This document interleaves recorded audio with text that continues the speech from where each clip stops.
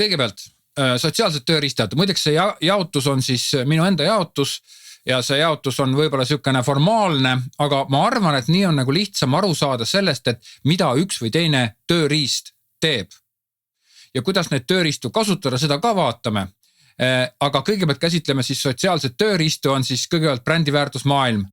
Ja brändiväärtusmaailm on midagi sellist, mis nagu tõmbab ligi neid kliente, sellepärast et kliendid tunnetavad ja otsivad tegelikult täpselt samasugust väärtusmaailma. Näiteks siin kõrval pildi peal on Donut Label naistepesubränd, mis on Põlvas, seal noored teevad jube lahedat bambuse kiust mingisugust pesu, ma ei tea, mis asi see on, kuidas see käib, aga see bränd näeb jube kihvt välja ja nad väga selgelt kommunikeerivad oma seda väärtusmaailma ja oma seda brändi lubadust ja oma see lubadus on see mugavus, naturaalsus ja kõik nii edasi.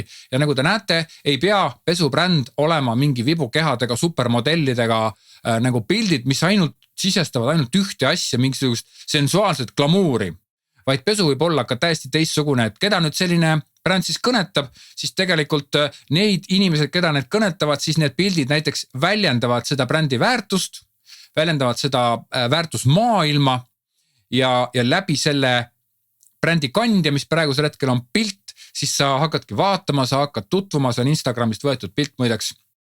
Teine on siis brändi sihtgrupp, mis on väga loogiline.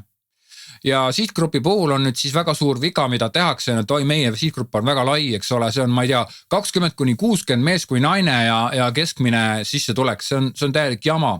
Sihtgrupp tähendab seda, et sa pead tegema strateegilise valiku, sa pead valima välja pigem selle tegelaskuju või väikese nii-öelda inimeste grupi, keda sa pigem kõnetad, ega see ei tähenda seda, et sa absoluutselt mitte kedagi teist ei kõneta.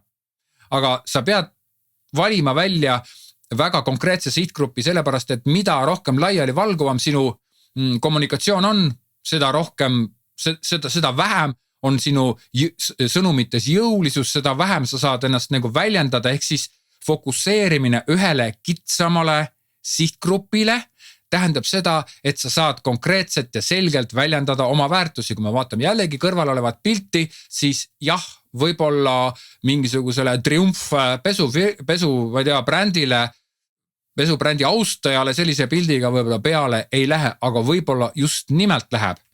Sellepärast, et ka triumf pesukandja tahab kodus olla, tunda ennast vabalt. Miks ka mitte? Ja täpselt seda see pilt näitabki. Nii et, aga kui nad nagu tahaksid, see Donut Label, kui nad näiteks tahaksid umbes rääkida absoluutselt kõikide inimestega, kõikide naistega, nad ei saaks üks pilti teha. Nad ei saaks väljendada ennast jõuliselt, aga see eeldabki väärtusmaailma paikapanekut ja sihtgrupi paikapanekut ja kolmas asi on brändi hääl.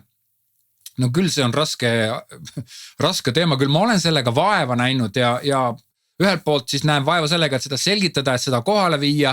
Teiselt poolt mul on nagu raske seda ka õpetada, sellepärast, et see on äärmiselt udune asi. Minge guugeldage, vaadake, mis asi on brändi hääl ja kuidas seda nagu väljendatakse, siis kui sa loed selle teksti niimoodi läbi, jube lihtne on lugeda. Aga just siin hiljuti oli mingisugune lause, et ma ei tea, alati parimad hinnad ja siis võtsin nagu teise kliendi lehe, mis oli sootuks teise firma oma ja parimad hinnad alati oli seal kirjutatud. Ehk siis brändi hääl peaks olema midagi sellist, et kui sa ütled alati paremad hinnad, siis see brändi hääl, see hoiak kuidagi väljendub ka läbi reklaamteksti.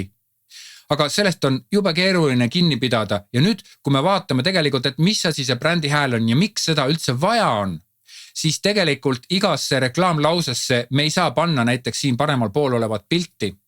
Aga me peame väljendama näiteks ainult tekstiliselt, ainult heliliselt, võib-olla ainult pildiliselt. Ja selle jaoks peab olema paika pandud brändi hääl, ehk siis mismoodi seda brändi tunnetatakse. Muideks sotsiaalmeedias mingi vaadake üks Eesti kõige jõulisemaid ja iseloomulikumaid brände on näiteks Lamu. Vaatame edasi.